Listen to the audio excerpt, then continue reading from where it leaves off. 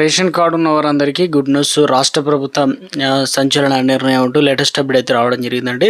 So ఆ వివరాలు ఏంటనేది కూడా వీడియోలో తెలుసుకుందాం. వీడియోని చివరి చూడండి, అర్థమవుతుంది. మొదటిసారి ఛానల్ వస్తే తప్పకుండా సబ్స్క్రైబ్ చేసుకొని చూస్తున్నారు కానీ లైక్ చేయడం మర్చిపోతున్నారు. వెంటనే లైక్ చేయండి. వీళ్ళకైతే వెళ్ళిపోదామండి.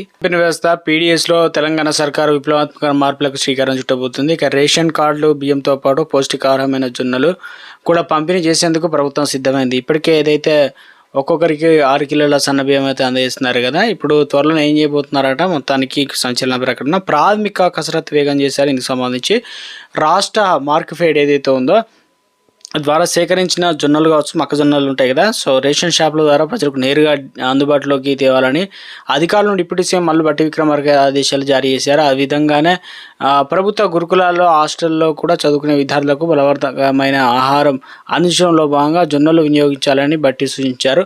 కేవలం అన్నం మాత్రమే కాకుండా చిరుధాన్యాల వాడకాన్ని పెంచడం ద్వారా ప్రజల్లో పౌష్టికాహార లోపాన్ని నివారించవచ్చని ప్రభుత్వం భావిస్తుంది. త్వరలోనే ఈ జొన్నలు పంపిణీ విధానంలో అమల్లోకి రానుంది. రైతులకు గిట్టుబాటు ధరపైన కూడా కీలక నిర్ణయం తీసుకోబోతున్నారు.